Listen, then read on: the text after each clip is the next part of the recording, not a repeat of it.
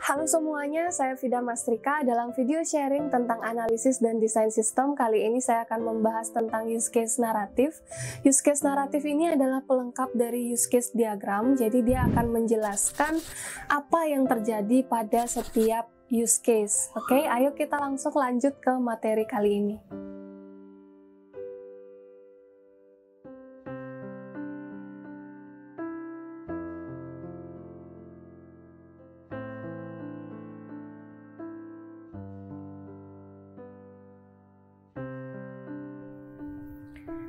Oke, langsung ke pembahasan use case naratif.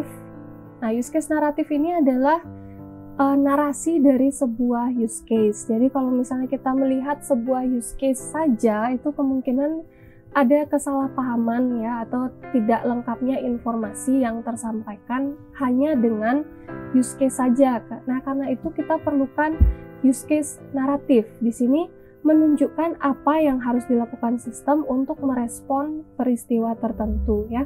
Use case naratif ini juga bisa berarti deskripsi tertulis mengenai bagaimana pengguna akan berinteraksi dengan sistem untuk menyelesaikan suatu tugas ya. Oke, contohnya use case naratif yang paling sederhana.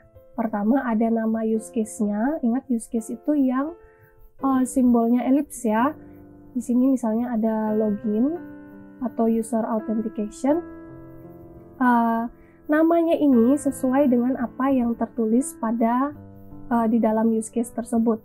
Aktor utama ini adalah aktor yang bisa mengakses use case tersebut. Kalau misalnya di sini ada pegawai informasi dan admin, berarti di sini ada pegawai informasi dan di sini ada admin. Nah, itu yang dicantumkan di sini. Setelah itu deskripsi dari proses yang ada di sini. Prosesnya ini ngapain aja? Ini menggambarkan proses login ke dalam sistem yang dapat dilakukan oleh pegawai informasi dan admin. Silakan kalian isi deskripsinya ini singkat, 1 kalimat bisa, 2 kalimat bisa, yang langsung bisa menjelaskan apa yang dilakukan oleh use case tersebut. Setelah itu, dalam use case naratif, kalian bisa menambahkan normal flow of event. Ini adalah bagaimana alur dari sebuah use case tersebut berjalan kalau misalnya tidak ada error, ya, itu namanya normal flow of event. Di sini saya contohkan login dengan 5 langkah. Yang pertama, pegawai informasi atau admin membuka halaman login. Yang kedua, memasukkan username dan password. Yang ketiga, menekan tombol login. Yang keempat, sistemnya mencocokkan username dan password. Jika cocok, maka login sukses. Jika tidak cocok, maka diberi info login gagal karena username atau password tidak cocok. Nah, ini normal flow of event. Kalian bisa memberikan exception atau apapun yang bisa menghandle error jika terjadi pada event tersebut. Tapi untuk use case naratif yang sederhana, kalian bisa mencantumkan ini saja ya, nama, aktor utama, deskripsi, dan normal flow of event. Bagaimana use case naratif yang tidak sederhana? Nah, contohnya seperti ini ya. Ada title-nya atau namanya, terus deskripsinya, sama seperti yang tadi, short description of the basic flow. Setelah itu aktor dan interface-nya yang berhubungan siapa saja. Setelah itu ada juga initial status dan precondition, apa yang seharusnya dipenuhi sebelum use case tersebut bisa berjalan. Di sini ada basic flow, sama seperti tadi step 1, step 2 dan seterusnya. Setelah itu di sini ada tambahan lagi adalah post condition. Post condition ini adalah sebuah list dari apa-apa saja keadaan yang mungkin terjadi setelah basic flow ini selesai dilakukan. Setelah itu ada alternative flow. Ya, alternative flow itu adalah alternatif dari basic flow di sini. Kalau misalnya ada error atau yang lainnya yang bukan termasuk di basic flow ini, tetapi berkaitan juga dengan use case tersebut yang kalian jelaskan di sini. Nah, ini contohnya. Contoh lainnya ada seperti ini ya. Contoh lainnya, nama use case-nya adalah login. Ada prioritasnya juga di sini. prioritasnya tinggi. Setelah itu ada nama dari aktor utama yang memakai sistemnya juga sama, ada administrator, instruktur, dan peserta.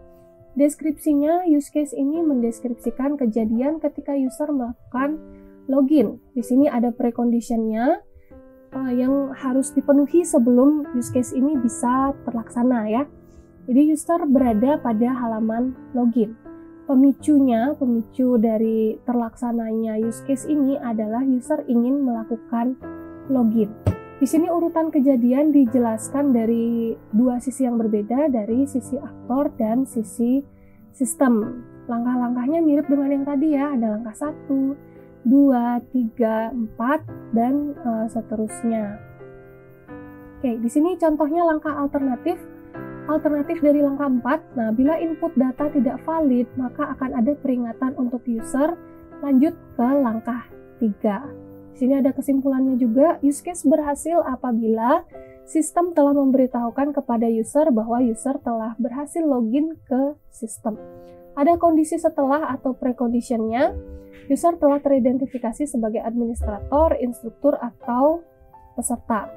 Ada aturannya juga di sini, contohnya adalah user dapat melakukan login dengan mengisikan username dan password yang valid.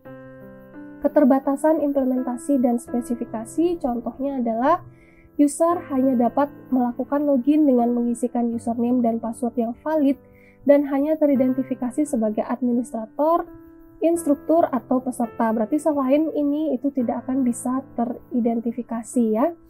Asumsi user telah diberikan username dan password untuk login ke dalam sistem. Nah, oke, itu adalah beberapa contoh dari use case naratif dari yang paling sederhana seperti ini.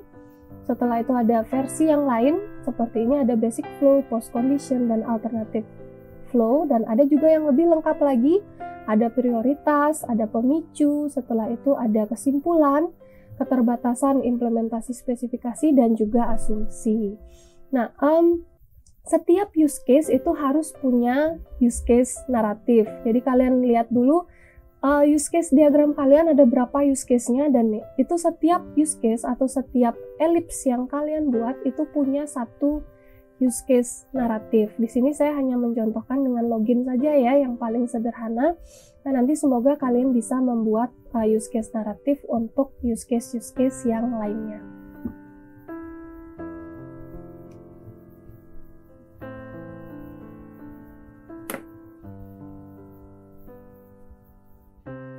Oke, gimana tadi materi tentang use case naratif? Semoga bisa kalian terima dengan baik. Nah, untuk materi use case berarti sudah semuanya saya jelaskan ya. Ada video saya tentang simbol-simbol dari use case, terus ada tentang contoh dari use case, ada relasi dalam use case, dan yang terakhir adalah video ini tentang use case naratif. Pada video saya selanjutnya, saya akan membahas tentang activity diagram. Oke, sampai ketemu di video saya yang selanjutnya.